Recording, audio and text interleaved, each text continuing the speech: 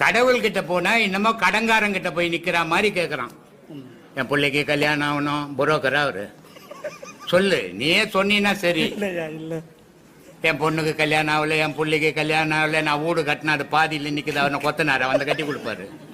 இது அறியாமை பக்தி. என்னமோ கடன் கொடுத்தவங்கிட்ட போய் கடன் கேட்டுங்கிற மாதிரி கதையாகுது.